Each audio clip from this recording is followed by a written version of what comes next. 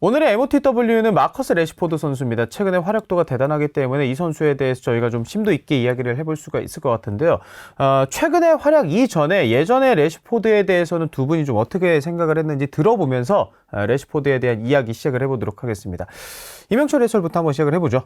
공간이 있고 없고에 따라서 평가가 극명하게 갈렸던 팬분들 사이에서는 사실 반쪽짜리 선수다라는 얘기까지 나왔죠. 장단점이 그만큼 명확했다는 뜻으로 해석해 볼 수가 있습니다. 저는 여기에 더해서 왼쪽으로 출전할 때와 오른쪽으로 출전했을 때의 차이도 굉장히 좀 컸던 선수라고 생각을 하고요.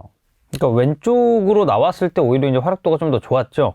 그러니까 뭐 모든 팀이 다 그런 건 아니지만 어쨌든 이 현대 축구에서 최근에 이제 추세를 놓고 뭐 역발 윙어를 배치하는 것이 또 상당히 많은 팀들이 이제 선호하는 그런 형식이 됐고, 레시포드 역시도 우측으로 갔을 때 사실 뭐 이 선수가 직선적으로 올라가서 뭔가 크로스를 박스 안쪽으로 집어넣어주고 이런 스타일보다는 오히려 저돌적으로 돌파를 하고 공간 찾아 들어가고 그리고 마무리를 해주고 이런 걸 더 선호하는 유형이었기 때문에 저는 레시포드의 좌우 배치에 대해서도 자연스럽게 말이 나올 수밖에 없었다고 보고요.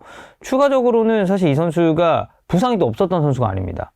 부상을 달고 그리고 또 장기 부상으로 인해서 상당히 오랜 기간 또 경기를 뛰지 못한 이력도 있었기 때문에 과거의 레시포드는 분명히 촉망받고 아주 기대받던 유망주였던 것이 맞지만 우리가 당초 기대했었던 것만큼 뭔가 이 기량을 꽃피우지는 못했었던 좀 그런 이미지가 강했었죠. 네.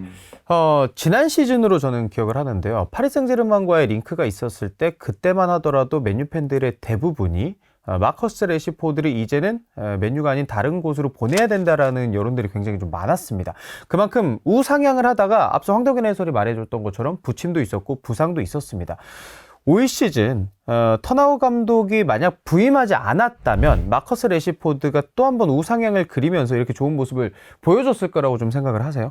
저는 일부 보여줬을 거라고 생각을 합니다. 왜냐면 방금 전에 황덕현 해설도 이야기를 했던 거지만 부상에 따른 여파 때문에 한 2019년 말부터 지난 시즌, 그러니까 이번 시즌이 시작되기 전까지는 한 2, 3년 정도 레시포드가 계속 부상을 안고 뛰었다고 봐야 돼요. 그때 당시 맨체스터 유나이티드 중계를 들어갈 때마다 경기 프리뷰에 레시포드 부상 의심이 분명히 적혀 있었는데 선발 라인업에 버젓이 이름이 올라가 있는 경우들이 제가 기억하기로도 수없이 많았습니다.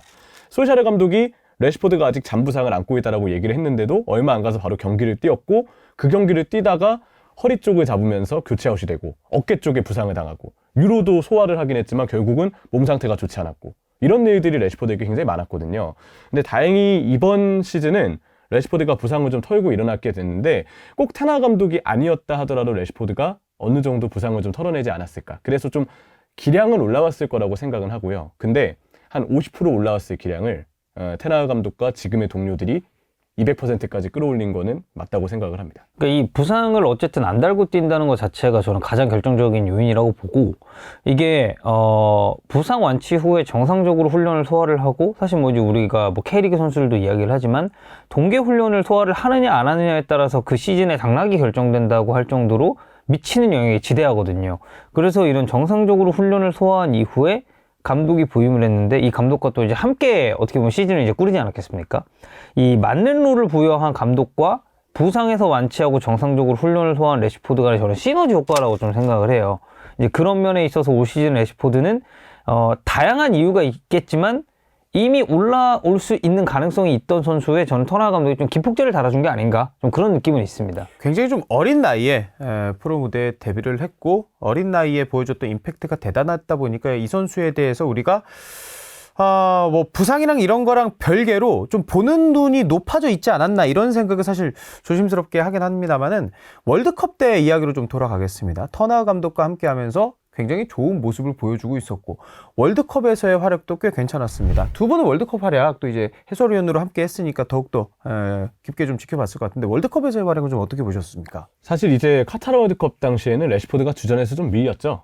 필 포든 그리고 부카요 사카 아무래도 둘의 활약이 워낙에 좋다 보니까 스털링 선수도 오히려 레시포드보다는 좀 더 중용을 받는다는 느낌이었고 레시포드 선수가 조별리그나 16강, 8강까지 선발 빈도가 매우 적었어요. 거의 다 이제 경기를 뒤집는 조커로서의 역할을 했었고 근데 그런데도 레시포드 개인의 폼은 짧은 시간이었지만 나쁘지 않았다고 봅니다. 조커로 나와서도 꽤 괜찮은 침투와 슈팅을 노리는 움직임들이 나왔고 이게 사우스게이트 감독과 잉글랜드 대표팀의 레시포드를 좀 더 이전에 랑릭이나 솔샤르보다 잘 써서 그렇겠구나라고 그때는 느낌을 받았는데 지금 와서 생각해보면 몸 상태가 서서히 좀 좋아지고 있었던 것 같아요. 그리고 거기서 올라왔던 자신감이 소속팀까지 이어진 게 아닌가 그렇게 생각합니다. 네, 뭐 어쨌든 저는 골 기록에 좀 주목을 해봐야 될 것 같아요. 월드컵에서도 뭐 임용철 해설이 얘기한 것처럼 주전조로 분류되지 않았음에도 그 정도 골 페이스를 보여줬다는 거는 이 선수의 어떻게 보면 월드컵 브레이크 이후에 정말 기량이 폭발할 것이다라는 거에 전조 증상이었을 수도 있어요.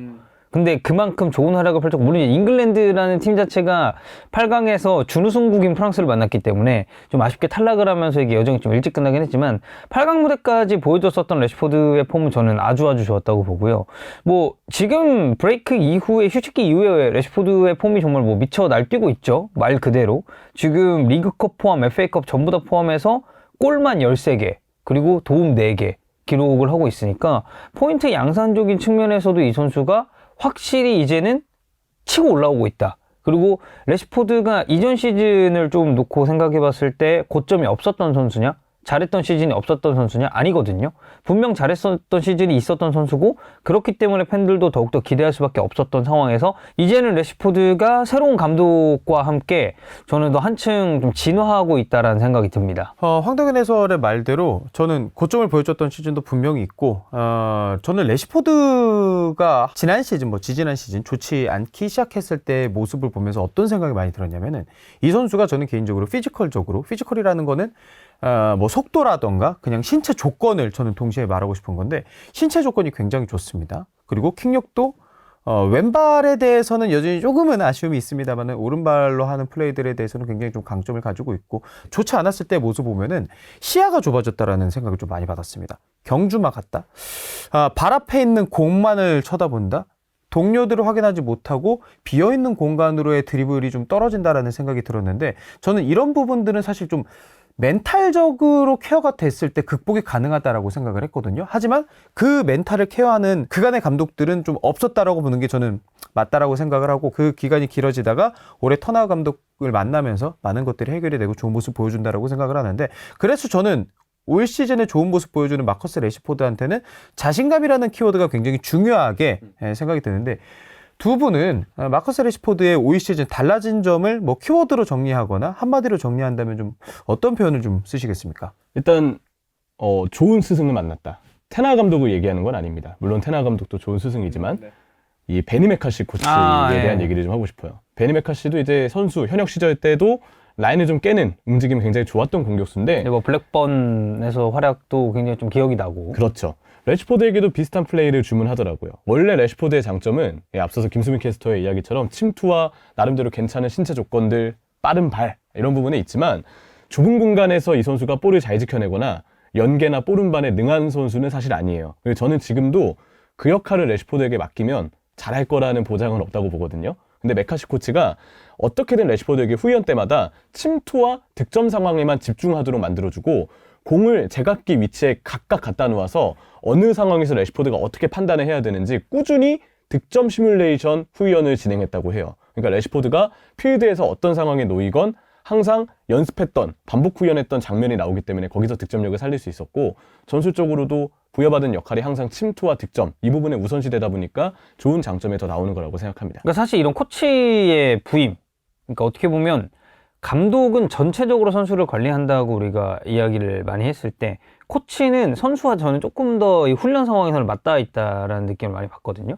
근데 저는 베니 메카시 코치가 그렇게 지도한 부분들과 더해져서 이 올 시즌에 이제 레시포드가 어떻게 보면 이제 톱, 그리고 이제 윙으로 이제 주로 이제 기용이 되고 있는데, 저는 플레이 자체가 굉장히 깔끔해졌다는 느낌이 들거든요. 간결하고 되게 군더더기 없이 이 움직임을 가져가는 데다가 기본적으로 공을 주고받고 공간 찾아 들어가는 패스 무브도 저는 앞선 시즌들과 비교했을 때 훨씬 더 좋아졌다고 생각을 합니다. 저는 이 부분 역시도 새로운 코치의 부임, 그리고 그 코치의 조언이 분명 영향을 끼쳤을 거라는 생각이 좀 들고요. 뭐 추가적으로 이거는 우리가 뭐 이렇다라고 확언할 수는 없지만, 이제 또 반페르시 코치가 맨유 이제 또 캐링턴 훈련장을 찾아서 공격수들에게 이런저런 조언을 또 해줬다고 하죠. 뭐 사실 반페르시가 맨체스터 유나이티드에서 남긴 족적은 뭐 득점왕도 또 했었기 때문에 그런 부분에 있어서의 좀 소소한 도움도 분명히 레시포드 입장에서는 굉장히 많은 경험치로 작용을 하지 않았을까라는 생각도 들더라고요. 저는 전술적으로 봤을 때는 앙토니 선수 이야기를 하고 싶습니다.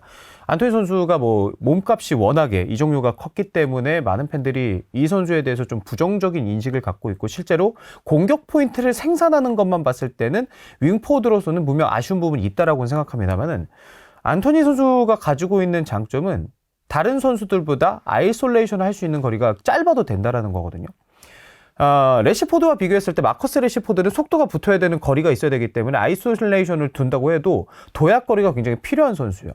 그러니까 쉽게 얘기하면 공간이 좀 많이 필요한 선수죠. 근데 앙토니 선수는 그러지 않아도 됩니다. 순간적인 순발력으로 발목의 힘으로 발목의 유연성으로 킥이라던가 드리블 돌파가 가능하다 보니까 그러면은 수비가 오른쪽으로는 많이 쏠릴 수밖에 없지만 레시포드 쪽으로는 반대쪽에서 좀 많이 비는 게 지금 맨유의 전술에서는 굉장히 유용하게 써먹힌다고 생각을 하거든요.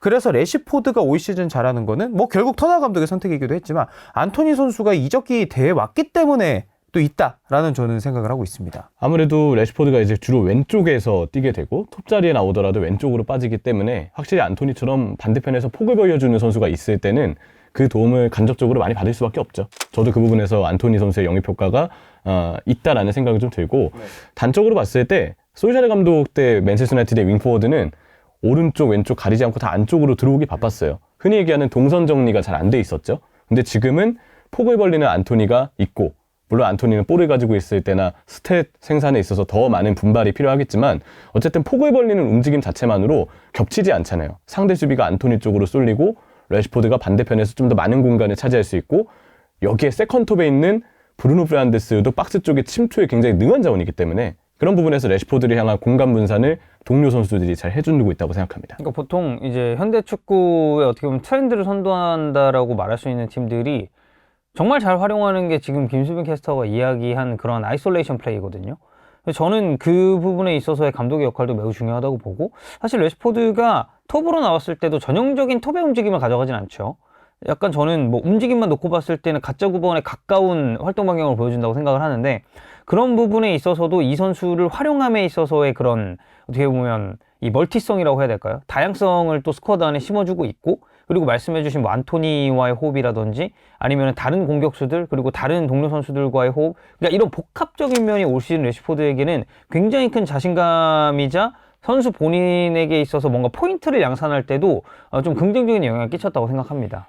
이번 리즈와의 경기에서도 득점을 기록을 하면서 뭐 연속골 기록이라던가 이제는 홈에서의 연속골 기록은 깨지긴 했습니다만 어마어마한 기록을 써 내려가고 있는데 저는 마커스 레시포드의 이 상승세는 저는 한동안 유지될 것으로 보여요. 근데 저는 거기에 전제를 좀 달고 싶은 게 최근에 플레이를 봤을 때 예전보다 슈팅의 0점이라던가 슈팅을 하는 횟수들이라던가 이런 것들이 굉장히 날카로움이 좀 더해지고 있습니다만은 팀의 사정을 어느 정도는 영향을 받을 수밖에 없다라는 생각이 들었습니다. 앙토니 선수가 잠깐 빠졌을 때 왼쪽에 가르나초가 나오고 오른쪽에 레시포드가 나왔던 리즈와의 올 시즌 첫 번째 맞대결을 봤을 때는 전반전에 레시포드가 확실히 왼쪽에 나왔을 때보다 오른쪽에서 출전했을 때 왼발로 슈팅을 가져가는 게 아니고 오른발로 슈팅을 가져가다 보니까 그 예전에 좀 좋지 않았던 때의 모습이 나올 수도 있겠다라는 생각을 저는 좀 하게 됐거든요. 계속해서 레시포드가 왼쪽 측면이라던가 톱에서 나올 수 있는 환경만 된다면 저는 계속해서 우상향할 거라고 생각을 하는데 두 분은 레시포드의 이 우상향이 만약에 전제가 있다면 저처럼 좀 말씀을 해주시면 좋을 것 같고 계속해서 우상향을 할 수 있는 이유가 있다면 그 부분에 대해서도 말씀해 주시고 레시포드 선수에 대한 마무리도 좀 하면 될 것 같습니다. 아무래도 좀 특출난 장점이 있죠. 이렇게 빠른 발의 속도 그리고 영리한 오프더 움직임 물론 오프더 움직임은 배후 침투에 한정된 상황이라고 지금까지는 좀 보여지긴 하지만 그래도 이런 확고한 툴을 가진 선수를 찾는 거는 쉬운 일이 아닙니다. 거기 이제 레시포드는 어쨌든 맨체스터 유나이티드의 유스 출신이고 사회적으로도 좋은 일을 많이 하면서 굉장히 영국 사회적으로도 긍정적인 메시지를 많이 전달한 독특한 캐릭터도 가지고 있죠. 이런 부분들을 봤을 때 레시포드는 앞으로도 많은 팬들의 응원을 받을 것이고 또 맨체스터 유나이티드에서 뛴다면 그 자체로 시너지가 날 거라고 생각을 하는데요. 저는 여기서 더 우상향이 될 수 있는 가능성이 있다고 보는 게 얼마 전에 공식전 후 9경기 연속골을 넣었죠. 원래 10번의 주인이었던 웨인 루니가 홈 8경기 연속골이었는데 이거를 넘어섰고요. 맨체스터 유나이티드의 클럽 레코드인 데니스 비올렛의 1959년 기록과 타이를 이룬 채 맞췄습니다. 이것 자체만으로 레시포드가 그동안 등번호 10번에 대한 심리적인 부담도 꽤 컸을 텐데 루니의 기록을 넘어섰다는 것만으로 본인이 느끼고 있을 자신감 또 팬들이 받게 되는 이 선수에 대한 느낌이 많이 달라졌을 거라고 생각을 해요. 앞으로도 부상만 없다면 그렇다면 저는 레시포드는 충분히 좋은 활약을 할 수 있고 팀의 상황이 올라올수록 더 잘할 거라고 생각합니다. 저도 마지막에 말씀하신 이 부상 얘기를 좀 하고 싶어요. 이 선수가 또 부상 이력이 없었던 선수가 아니기 때문에 이렇게 폼이 올라오고 있을 때 부상을 당하게 되면 이제 그런 선수들이 있어요. 돌아와서 바로 잘하는 선수들도 있는데 사실 레시포드의 과거를 생각했을 때는 부상 복귀 이후 그 직후에 레시포드가 다시 고점으로 올라오는데 시간이 짧았느냐? 저는 그렇다고 보진 않았거든요. 그렇기 때문에 만약 또 여기서 부상을 당해서 회복하는 기간, 다시 적응하는 기간, 폼 끌어올리는 기간 이게 겹쳐지면 약간 이게 우리가 그런 얘기를 하잖아요. 이 선수의 미래를 보려면 어쩔 수 없이 과거를 봐야 됩니다. 이 과거를 봤을 때는 그러한 좋지 못했던 기억을 안고 있는 선수가 레시포드이기 때문에 저는 정말 부상만 조심한다면 올 시즌 충분히 뭐 승골 이상까지도 바라볼 수 있는 아주 좋은 페이스를 유지하고 있다고 생각합니다. 네, 이번 주 MOTW로 저희가 마커스 레시포드를 선정을 해서 두 해설위원과 길게 이야기를 나눴는데 최근의 활약뿐만 아니라 앞으로도 좀 긍정적인 모습이 예상이 되는 것 같습니다. 자, 오늘 MOTW는 여기까지 하도록 하겠고요. 오늘 MOTW는 마커스 레시포드였습니다.